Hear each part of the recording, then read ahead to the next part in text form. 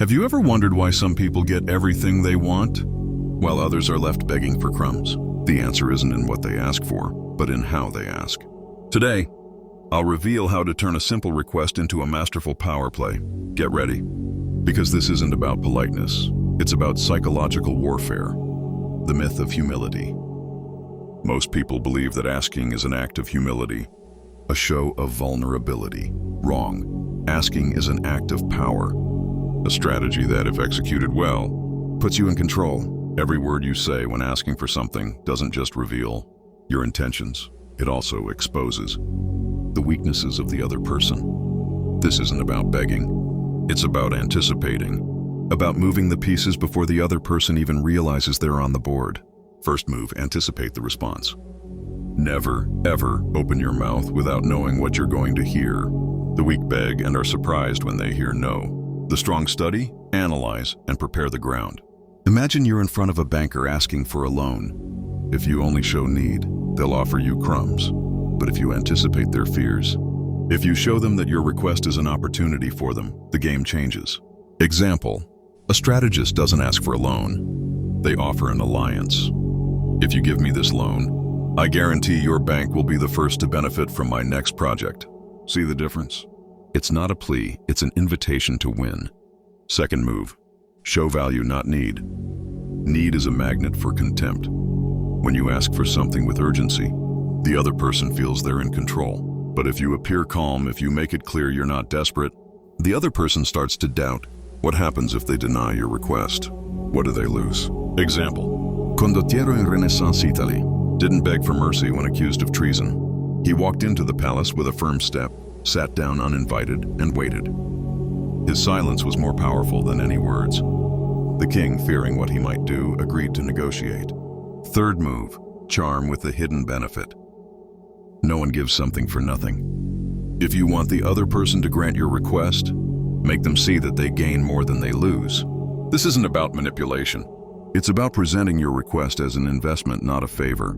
Example, a sponsor won't give you money just because you need it. But if you say, I have information that could multiply your income tenfold, but I need you to invest to acquire it, their mind will start calculating the gains, not the risk.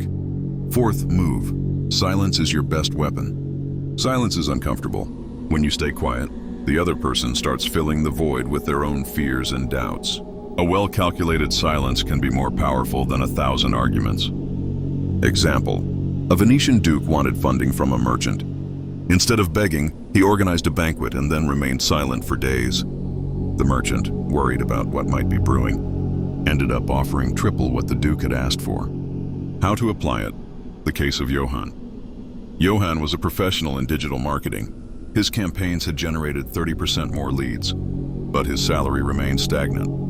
Instead of begging for a raise, he prepared his move. 1. He anticipated the response. He knew they'd say, there's no budget. So he brought concrete data showing how his work had generated clear revenue. 2. He showed value. He didn't talk about need. He talked about investment. A 15% raise isn't a cost, it's a guarantee that the expansion into Mexico will be a success. 3. He charmed with the hidden benefit. He made it clear that if they didn't back him, there would be delays and hidden costs. Or he used silence. After presenting his proposal, he stayed silent. The director, uncomfortable, ended up offering him the raise and the title of project manager. The ethics of power. Is it moral to play with people's minds? Machiavelli said morality is a luxury of the weak. But here's the key. Use your power with moderation. Don't destroy for the sake of destroying. Every move must have a clear purpose. A lion doesn't hunt for pleasure. It hunts to survive. Conclusion, the throne is yours. Asking isn't an act of humility. It's an act of war. Every word, every silence, every gesture is a piece on the board. If you want the throne, stop begging and start playing. Are you ready to master the art of asking? Subscribe so you don't miss what's coming. Power isn't asked for, it's demanded. Expansion, deepening the strategy. For those who want to take this to the next level, here are some additional strategies that can make all the difference. 1. Know your opponent. Before making any request, research the person you're dealing with. What are their fears? What do they value most? What motivates them? The more you know about them, the better you can shape your request to make it irresistible.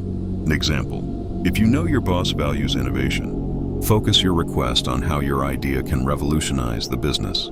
2. Use body language to your advantage. Your body speaks louder than your words.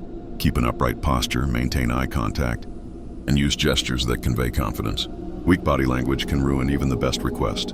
Example, when asking for a raise, sit up straight, keep your hands visible, and use gestures to emphasize your key points. 3. Create a powerful narrative. Stories have a unique power to emotionally connect with people. If you can frame your request within a compelling narrative, it will be much harder for them to say no. Example, instead of saying, "I need a raise," tell a story about how you overcame obstacles to achieve extraordinary results, and how a raise would be fair recognition of that effort. For master the art of patient impatience, sometimes the right timing is as important as the request itself.